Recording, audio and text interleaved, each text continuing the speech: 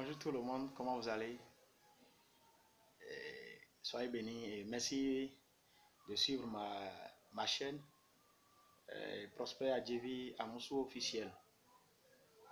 Je viens aujourd'hui pour nous parler de qui nous sommes en quelques minutes parce que nous sommes des parcelles de connaissances et des parcelles de facultés. Il faut apprendre à se connaître et à connaître qui on est pour mieux profiter de notre capacité. Pour ne pas discourir, je te dirai dans plusieurs vidéos plus tard les dimensions que nous sommes et la richesse, la puissance qui est dans chaque homme. Nous sommes d'abord, avant toute chose, et nous devons le savoir, une source de bénédiction et une source de richesse. Le plus important, ce n'est pas d'être riche ou d'être pauvre. Le plus important, c'est de savoir que je suis une source de bénédiction. Que j'ai un père riche, j'ai un père pauvre, que je sois né dans une famille riche, dans une famille pauvre, il y a une chose qui est importante, je suis une source de richesse. Je suis un créateur de richesse. Tu n'as pas besoin de naître riche, comme l'a dit Bill Gates. Il a dit que ce n'est pas un péché de naître riche, mais c'est un péché de mourir pauvre. C'est vraiment un péché. Parce que tout ce dont tu as besoin, Dieu a mis tout en toi. Toutes les richesses sont en toi. Tout. C'est à toi de sortir les richesses. Comment?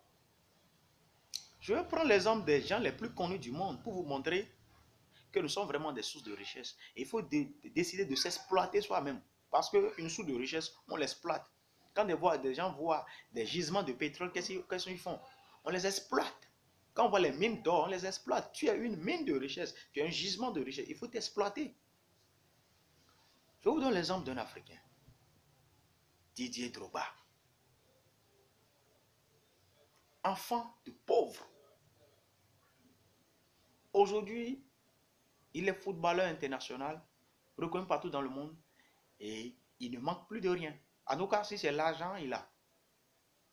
Il a fondé une famille, il a sa propre maison. Mais il a commencé comment? Pauvre. Il est né d'une famille pauvre. Et il a commencé par jouer en tant que latéral. Il jouait en défense. Comment il a fait pour se retrouver en attaque?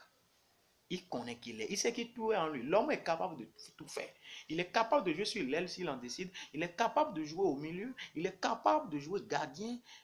Il est capable de tout faire. Rien n'est impossible à un homme qui est décidé. Et il est un attaquant adulé partout dans le monde. Partout dans le monde, on le reconnaît. Je sors du football. Nelson Mandela, que vous connaissez tous. Est-il un enfant de riche? C'est une question que je vous pose. Est-il un enfant de riche? Si tu es un enfant de riche et que tu me suis, je te dis que Nelson Mandela n'est pas un enfant de riche. Il a réussi à réussir sa vie. Et si toi tu es un enfant de riche, tu es trop gâté. Maintenant, si tu n'es pas un enfant de riche, sache qu'un enfant de pauvre comme toi, Nelson Mandela a aussi réussi sa vie. Il a réussi à devenir le président de l'Afrique du Sud à cause de sa détermination. Il sait dans son cœur qu'il est né pour apporter la paix dans son pays et il a réalisé. Il sait qu'il est venu pour détruire l'apartheid et apporter la paix entre les Noirs et les Blancs. Et il s'est dit, peu importe l'année que cela prendra, peu importe le temps que cela prendra, je vais réussir, je vais le faire. Vous voyez? Il a dit, peu importe l'année, je le ferai. Cela doit être ainsi pour tout homme. Peu importe l'année que ça doit prendre, tu dois réussir à atteindre tes objectifs. Il faut te fixer des objectifs. Tu as les richesses en toi, tu dois les sortir, tu dois te battre. Si tu attends les emplois, si tu attends écrire les lettres, je sous-signe, donnez-moi de l'emploi, donc tu ne connais pas qui tu es. Tu es créateur d'emploi. Tout le monde est créateur d'emploi. Tu peux peut-être faire un boulot pendant 1 mois, 2 mois, 6 mois, 1 an, 2 ans. Et commencer par auto-apprendre. Qu'est-ce que je vais faire? Tout est là. Commence par quelque chose. Je donne un exemple. Simple. Je suis africain ou je suis béninois. Pour être plus bref. Je suis dans mon village. J'ai fait mes études. Et peut-être j'ai eu le bac. J'ai besoin d'emploi. Je ne sais pas comment faire. Je suis au village. Je vais vous donner un exemple simple de quelqu'un dans lequel il y a des sources de richesse. Je peux entrer dans les champs des gens et leur demander que je vais labourer vos champs et vous allez me payer.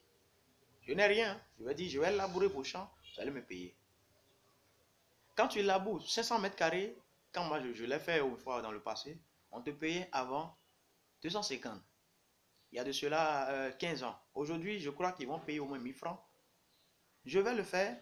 Je vais essayer de labourer au moins 500 mètres carrés fois 5 ou fois 2, fois 3 par jour. Si peut-être tu n'as pas l'expérience. Je le fais pendant une semaine. Je dois tourner autour de 1500 fois 5. Ça fait 7500. Un homme qui commence à partir de 0. Parce que des gens disent, on peut réussir à partir de 0 francs. On n'explique pas aux gens comment réussir à partir de 0 francs. Je l'explique. Je prends les 5500, j'ai mangé dedans, ça reste peut-être 4000. Si je suis peut-être à Commun, je suis et à Lada, je prends l'exemple comme ça. Je fais une semaine, ça me reste 4000. Je prends les 4000. Je prends, comment dirais-je, de la voiture, je prends du transport. Je descends à Cotonou. Je n'ai personne à Cotonou. Je prends peut-être le taxi, 1000 francs à 2000, je dis 2000, ça me reste 2000. Je viens à Cotonou, je ne connais personne. Si je descends, je quitte mon village vite, donc je vais descendre ici déjà à midi, à 10h, je descends. Dès que je descends, je cherche quelque chose à manger, ça me reste 1500. Je parcours la zone où je suis descendu pour chercher un chantier. Pour chercher un chantier où on fait des aides maçons. Je fais des chantiers, je fais tout, si je cherche soit le chantier ou apprenti chauffeur, qu'on appelle Topa Topa à Cotonou. Si je trouve le chantier, je commence le chantier. Je travaille, je dors sur le chantier. Je négocie, je dors sur le chantier. Si on me refuse ça, je dors dans la rue. C'est pour un temps. C'est ça un source de richesse qui accepte de commencer par le bas pour aller en haut. Un escalier ne commence jamais par le haut. Quand tu commences l'escalier par le haut, tu viendras en bas. Mais c'est quand tu commences l'escalier du bas là, tu descendras en haut. Et c'est difficile d'aller en haut et très facile de venir en bas.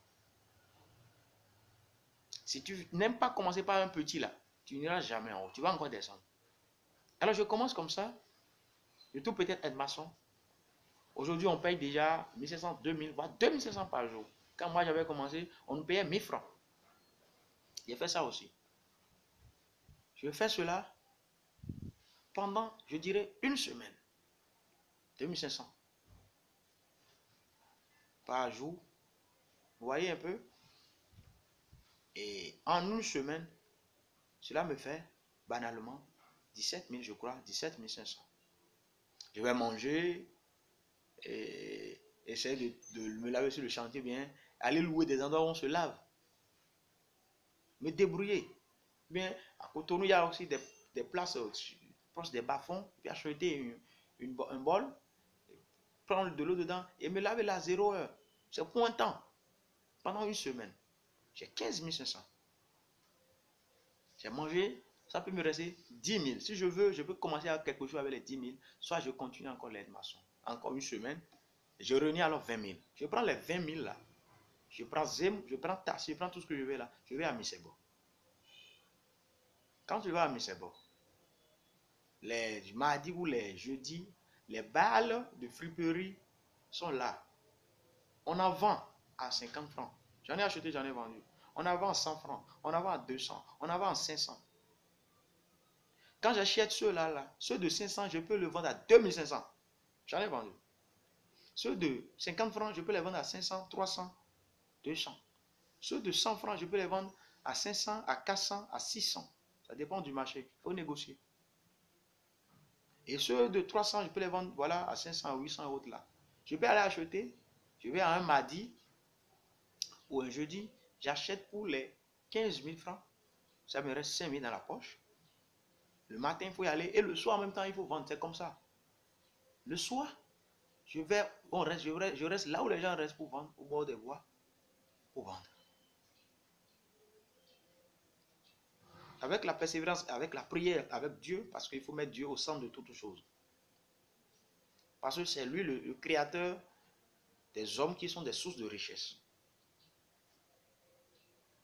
quand je travaille comme ça, en donnant bien sûr ma dîme, l'affaire de dîme, ce n'est pas affaire de chrétiens, affaire de musulmans, il faut le donner. Quand tu es un homme, tu travailles, tu as des bénédictions pour donner la dîme. Parenthèse fermée. Je vends ces affaires-là, tout en étant un SDF, hein, un sans domicile, hein, toujours en dormant dans la rue, toujours en trouvant des endroits pour me laver. Cela fait banalement déjà un mois ou bien 3 semaines que j'ai quitté le village, en dormant dans les rues pendant 3 semaines, en acceptant que les moustiques me piquent pendant 3 semaines. Je vends ces habits pendant 3 semaines encore, ou 1 mois et demi, je dors dans la rue, donc pendant 1 mois et demi de plus, ça fait 2 mois. Si je ne trouve pas là, c'est 100 000 de bénéfices. Parce que ce que tu achètes à 50 francs, tu peux le vendre à 300, 400. Ça veut dire quoi? Les bénéfices sont plus de 300%. En 1 mois et demi, je peux avoir minimum un bénéfice de 100 000. À moins que je suis un paresseux. Si tu es gentil, tu es doux, si tu vends, je dors dans la rue, je me lave dans la rue, je mange dans la rue. Pendant 2 mois, j'ai un bénéfice de 100 000. Avec les 100 000 francs, tu peux trouver un petit appartement à Cotonou à 10 000 francs et payer actuellement, les cautions sont de 3 mois, et payer une caution de 3 mois ou 4 mois. Vous voyez? Et cela me reste peut-être 50 000 comme ça. Je dirais 50 000. Je continue par acheter et à vendre. Par acheter et à vendre. Je suis gentil avec les clients. Je continue de vendre. Et dans les 50 000, si je veux, je peux acheter un portable de 8 000. J'achète une puce, une SIM de 500, je mets dedans. Là, les clients, quand ils m'appellent, je peux prendre les contacts quand je vais en bord de la voie. Et je continue de vendre. Je continue de mélanger, d'acheter ce que les clients aiment. De me battre, de vendre, d'acheter les habits et de continuer de vendre. Dans le 3e mois, j'ai de l'argent pour payer mon loyer, de dormir maintenant quelque part, de pouvoir me laver et sortir chaque matin pour aller acheter et aller vendre au Carrefour, et dans ma rue, tout le monde sait que je vends partout. Il n'y a pas de repos. Je viens dans la maison, je remercie Dieu, je continue. Voilà quelqu'un qui a le bac, bien qui a un diplôme, qui n'a pas d'emploi. Il se trouve d'emploi comme ça. Je ne commence pas à trouver des idées pour améliorer ma vente. Et si jamais cela prend, ça prend toujours, j'ai une autre idée, si ça prend, je considère que ça prend, parce que ça prend. Un persévérant, ça marche toujours pour un persévérant. S'il ne vend pas aujourd'hui, il va vendre demain. Il ne lâche pas l'affaire. Pendant 1 mois, 2 mois, 3 mois, je peux me retrouver banalement à 400 000, 300 000, 200 000. J'imagine que tu t'es retrouvé à 200 000. 3 mois plus tard. Parce que tu vas manger, prendre des médicaments, prendre du crédit, te payer des habits, manger, payer le loyer. Je trouve que tu as maintenant un budget de 200 000. Avec les 200 000, tu peux trouver une boutique à Cotonou à 20 000. Et payer une caution de 6 mois, parce que maintenant on prend 3 mois, de 6 mois, de 7 mois, de 8 mois. Et louer la boutique. Parce que l'expérience d'acheter, de vendre t'a permis de connaître les tailleurs de Misebo qui vont te mettre au point les habits. Tu achètes des sachets, tu mets les habits dedans. Tu deviens ami avec ces tailleurs de là-bas qui vont te repasser ça et mettre dans les habits. Tu achètes des cintres. Et sans aménager même la boutique. J'installe les habits dans la boutique maintenant. Dans la journée, je reste dans la boutique pour vendre. À 17h, 18h, 19h, je ferme, je vais au Carrefour pour aller vendre encore. J'ai 2 marchés comme ça. Et 1 mois, 2 mois plus tard, je suis venu à Cotonou, ça fait 6 mois, j'ai déjà l'expérience un peu. J'embauche maintenant quelqu'un dans ma boutique.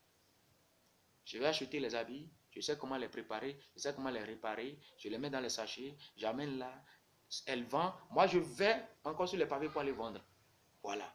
Il faut toujours aimer descendre pour aller en haut. Et le matin, je viens là pour voir comment ça se passe. Le soir, je prends les habits parce que les gens achètent à Cotonou les soirs. À partir de 17h, 16h, je vais sur les carrefours, les endroits stratégiques pour vendre. Si je fais ça, 3 mois plus tard, je ne vais plus rester au bord de la voie. J'ai déjà les contacts des gens, j'ai déjà le numéro des gens. Je peux encore créer une autre boutique. Et là, j'ai déjà de la publicité, j'ai des clients qui viennent, qui parlent, je suis gentil. je vends, je peux acheter maintenant des balles d'habits, plus les 50 francs 200 là. Des balles d'habits parce que je deviens des amis avec les Nigérians qui vendent, qui apportent les habits.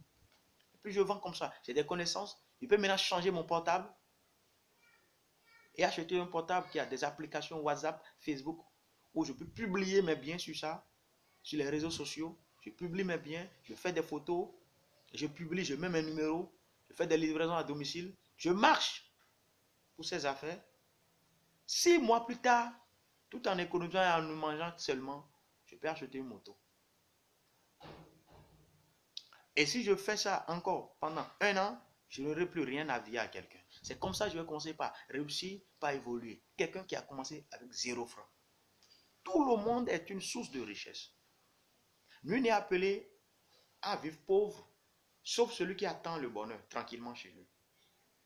Dieu nous a remplis de bénédictions. Un homme a demandé à Dieu de lui donner de chaises. Dieu, je veux de chaises, je veux de chaises, je veux de tables, je veux de tables. Dieu lui a dit, j'ai déjà créé d'arbres, je peux créer de tables. J'ai déjà fait de l'arbre.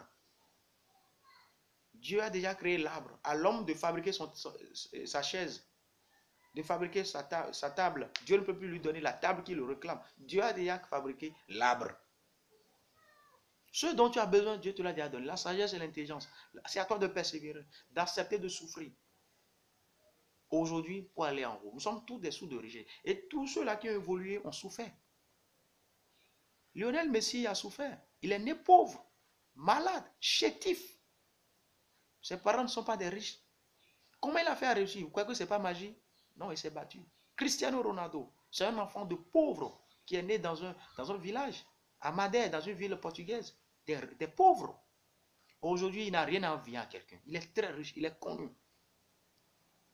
Pour se faire de l'argent, il lui suffit d'aller dans un stade. Et puis, des gens sont prêts à payer des tickets de 20 000 pour le voir. Un enfant de pauvre. Si Cristiano décide de venir au Bénin aujourd'hui, pour rentrer dans notre stade de l'amitié, même si on met le ticket d'entrée à 50 000, les gens iront juste pour le voir. Tu imagines?